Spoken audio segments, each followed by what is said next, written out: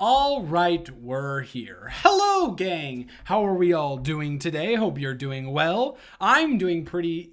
As I just finished watching and came back from a late night screening of the new Brandon Cronenberg film Infinity Pool. Now, this is a film that just last week debuted at Sundance Film Festival, and for the most part, I've heard nothing but positive things coming out of it. Whether that be good, ranging from good to really good. That is the where we're at for my expectations for this film. Not only because of the reviews, but because although I haven't seen Antiviral, Brandon Cronenberg's debut feature, I have just this year watched Possessor, and Possessor is really great. Fantastic performances from Andrea Riseborough and Christopher Abbott. Wow. Great film. Really set the precedent for this, and going into it, I heard about how insane it is. It could have needed an NC-17 rating. There's a more extreme version of it than the one put out in theaters. I'm excited. I'm ready to go. I love weird things. I love messed up things.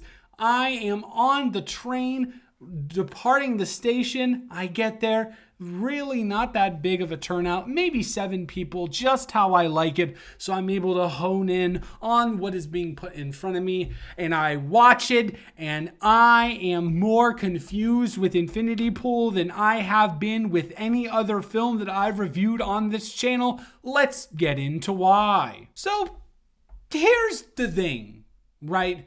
Infinity Pool. The question you're probably asking now is, how did you feel about Infinity Pool? And for the first time, again on this channel, in more recent times, maybe for the past 3 or 4 years, I truly and honestly cannot answer that question. I do not know how I feel about Infinity Pool, because for me, there are 2 ways to interpret Infinity Pool, and we'll go through my process of going through these emotions and what I'm leaning towards right now. I get out of Infinity Pool, and I think this is one of the most overhyped piles of garbage I have ever seen. It is so surface level. It's absolute rubbish. There's a bunch of fancy, gorgeous spectacles because, of course, Cronenberg knows how to make trippy stuff and is really good at it. And that's all hiding the fact that there's actually no real point to the film. It's all stuff that we've seen before. By the way, spoilers galore throughout most of this thing. I've never done this before, but yeah, spoilers. If you haven't seen the film or you don't want to get it spoiled for you, do not watch the review. Simple as that. Oh, wow. People that are rich are really irresponsible and weird. Okay, cool. Classism is interesting. All right. Toxic masculinity is a thing. There are layers to people and stuff. And wow, awesome, cool, great. It all seemed vapid, it all seemed pointless, and it all seemed like it was just a surface level sheen of gorgeousness with the technical elements and the performances from Skarsgård and Mia Goth. But underneath all that, there's really nothing there at all whatsoever. So that's how I'm feeling immediately coming out of the theater. What do I do immediately coming out of the theater? Because, hey, everyone loves this. I just don't get it, maybe I just don't get it. There's a couple of films that like that I've come to admit to myself, maybe I just don't get it. Possession, a film that everyone loves and hails as a classic, just don't get it. So what did I do? I went and I looked in the park. I sat in the parking lot in my car and I looked through reviews and I looked through explanations, and I was like, okay, maybe since I don't get it, these people who write for national publications will be able to inform me on what I'm missing here. No. Not at all. Just talked about basically exactly what I just said. Oh, wow. There's commentary on classism here.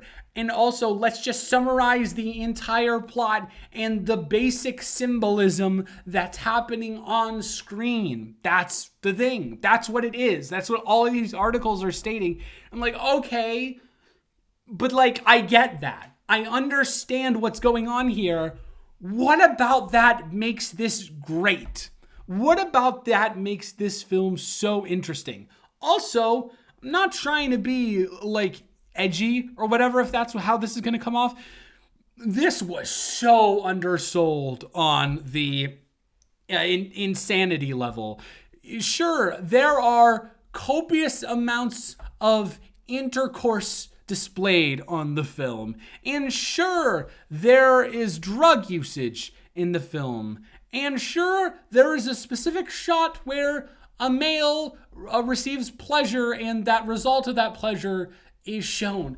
But none of this is really done in graphic detail. The most graphic thing is the violence, and even that, I think, was oversold to me. This did not disturb me at all. I have seen more disturbing films than this in a theater, in a mall theater. I think The Neon Demon is a more disturbing film than this, which I, again, saw in a mall theater. This didn't, for a film that was being kind of branded as this, like, almost NC-17 dive into complete insanity, did not get that at all. Just a film with basic commentary and a really gorgeous outside with a really hollow inside. And then I read a part of one review and it changed my entire viewpoint of the film.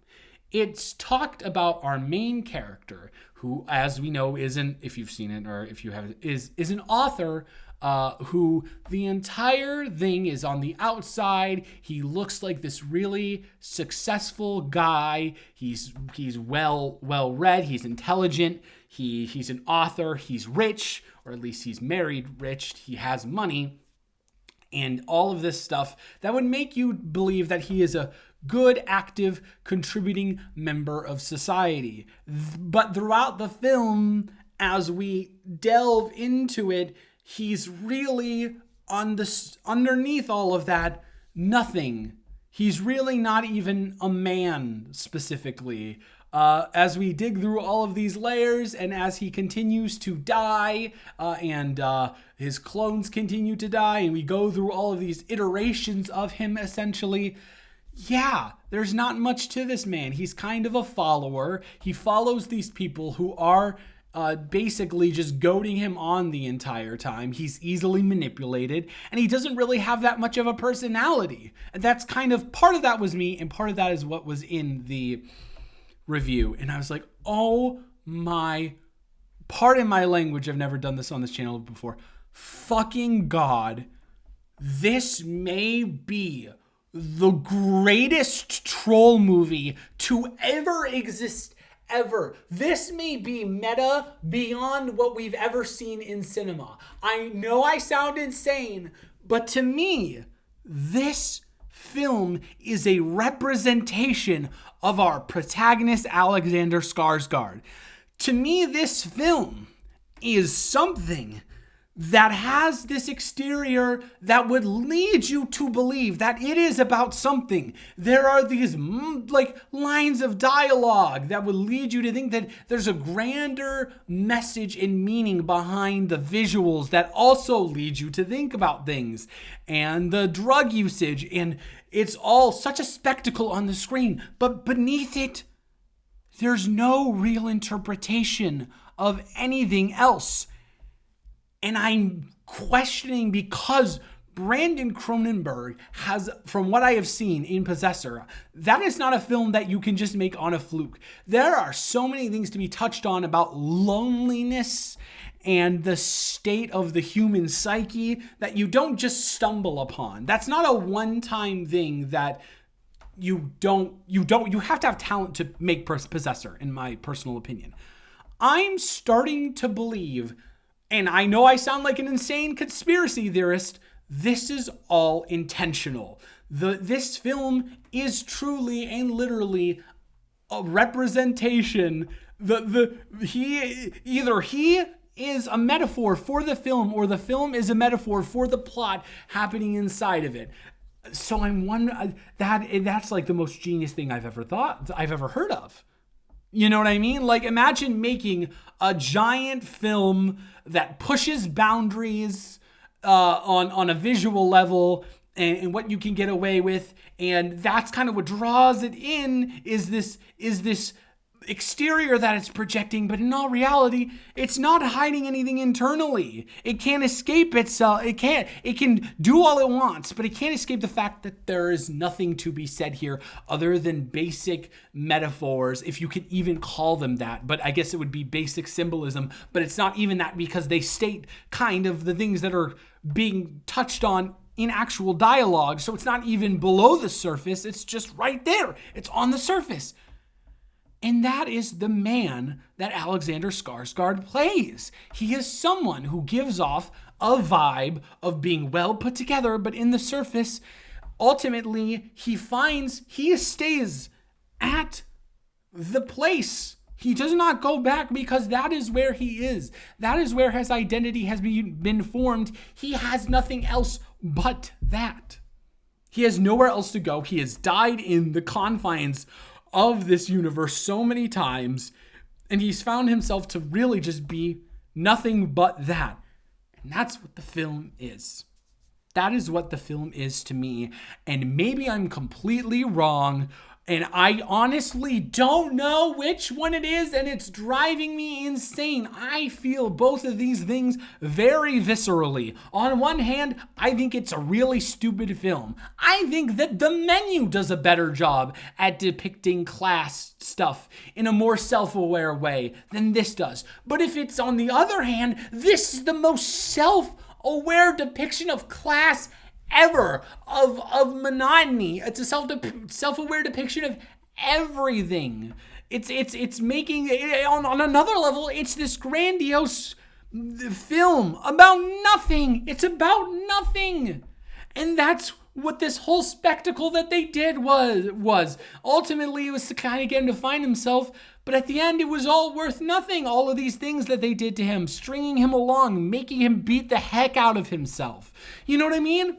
Maybe you don't know what I mean, but I am so torn between these two ideas. I'm slightly leaning towards the actual masterpiece better than anything I've ever seen before. Insane meta commentary. Yeah, that's what I'm leaning towards. But I would not be surprised if Brandon Cronenberg just had a misstep. Everyone has a misstep in their career. But I think but then also he is way too smart to do that. You see the problem that I'm going through here. This is absolutely an unhinged rant, unhinged rambling, if you will, but this is where I'm at with Infinity Pool. There are two ways to go at it. Ultimately, at the end of the day, I'm going to give Infinity Pool a 7 out of 10. I'm more so leaning towards that interpretation than the one of it just being not that great of a film. But also, on a technical level, this is great. There are great performances in it. It is cutting edge when it comes to visual style. The one thing that I would say about this film that I will be a criticism for me, regardless of how I feel about one way or the other, I do have to say that I do not think that this goes hard enough. I see a lot of people going like, wow, it's the craziest thing ever. They don't even show his genitalia. You don't even get a shot. You know what I mean? Come on now. If you're gonna show someone, then you gotta show the thing. If you're gonna be going to the balls to the wall like that. And there's a lot of instances of that. I think we have one full frontal male scene, a couple full frontal female scenes, and I'm saying that in this world that you've created, you got to go a little bit harder than you did, to me at least. But yeah, it is. I'm gonna lose my mind over this over the next week. I don't know. Perhaps I'll make a follow-up to this if I have time for it. But yeah, that'll be it for this video. I guess. I don't know. Probably. I hope you are having a wonderful day. I'm going to go see Fear in the next couple of days. I might put out a review for it. I might not. Also, I'm going to go see the new Antichrist movie. What is it about? It's that, I can't even think about it, what it's called, but it's one of those faith-based movies about the rapture and stuff. I might go see that and might talk about it, make a video about it. More likely to see a Fear video than this. Also, fingers crossed, we're almost at a time where I can share a video that has been reinstated on the platform with you. I have another video coming out this week on my other Colin's Corner channel. Please go check it out. That is where my longer content will be. Once again, this channel is not changing. Everything will be here. That is here. But I am going to be doing longer form content on Colin's Corner. I'm going to be reviewing 10 films from the Sundance Film Festival over there. It'd be greatly appreciated if you went and subscribed and checked it out. So yeah, that is it for this video. Thank you so much for watching. I hope you have a wonderful rest of your day, and I will see you in the next one. Goodbye.